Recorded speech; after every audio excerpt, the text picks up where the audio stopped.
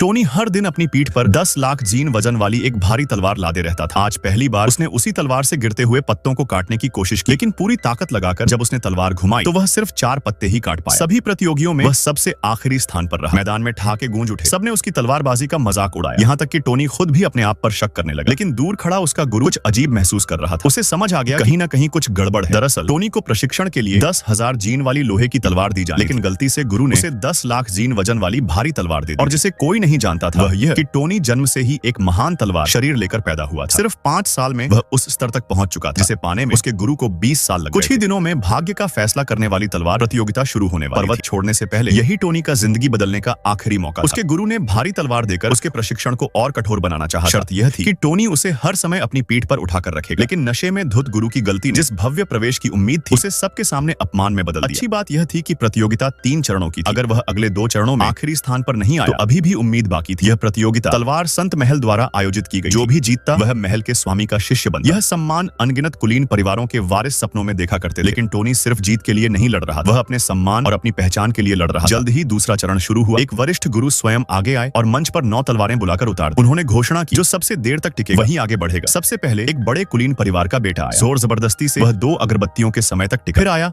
छोटा बेटा, उसने अद्भुत कौशल दिखाया और 3 अगरबत्तियों के समय में सभी 9 तलवारें काट। इसके बाद आया सबका चहेता युवा स्वामी। इस बार वह और भी चमकदार था। एक ही बार में उसने 9 तलवारें तोड़। वह पूर्ण दक्षता की चरम अवस्था में पहुंच चुका था। पूरा मैदान हैरानी से गूंज उठा। उसका परिवार प्रमुख अब और नहीं बैठ पाया। उसने टोनी से प्रतियोगिता छोड़ने को कहा ताकि परिवार की बदनामी न हो। लेकिन टोनी ने उसकी बात अनसुनी कर दी और भारी तलवार पीठ पर लादे मंच पर चढ़ गया। जैसे ही उसने तलवार उठाई उसका शरीर डगमगाने लगा। आखिरकार वह 9 तलवारों का सामना नहीं कर पाया और एक बार फिर आखिरी स्थान पर आ गया। युवा स्वामी ने फिर से पहला स्थान हासिल कर। लेकिन जब वरिष्ठ गुरु टोनी को उठाने आए तो उन्होंने उसकी नसों में बहती शक्ति को महसूस किया। उन्हें समझ आ गया टोनी इतना कमजोर हो ही नहीं सकता। संदेह अब तलवार पर जा टिका। फिर आया अंतिम चरण, सीधा युद्ध। अचानक एक परिवार ने प्रस्ताव रखा कि उनका बेटा अकेले ही सभी चुनौती देने वालों का सामना करे। मैदान में हंगामा मच गया। युवा स्वामी ने घमंड से कहा एक एक करके लड़ना समय की बर्बादी है, सब एक साथ आ जाए। लेकिन कोई भी आगे बढ़ने की हिम्मत नहीं कर पाया। तब वह खुद ही प्रतियोगियों की ओर टूट पड़ा। उसी क्षण टोनी की 10 लाख जीन वाली भारी तलवार आखिरकार अपना असर दिखाने। युवा स्वामी का चेहरा घबराहट से बदल गया। टोनी ने तलवार को पीठ से उतारा और उसे अचानक एक अनोखी हल्केपन की अनुभूति हुई। हालांकि उसके हाथ में तलवार नहीं थी, फिर भी उसने सहजता से एक पेड़ की डाल को हथियार बना और उन्हें निशाना बनाया। जिन्होंने पहले उसका अपमान किया लेकिन उनका सामना करना उन्हें और उग्र बना गया। वे चिल्लाने लगे, सब मिलकर इसे गिरा दो। अब टोनी के पास कोई और रास्ता नहीं बचा। उसने अपनी विशिष्ट तलवार कला का प्रयोग किया।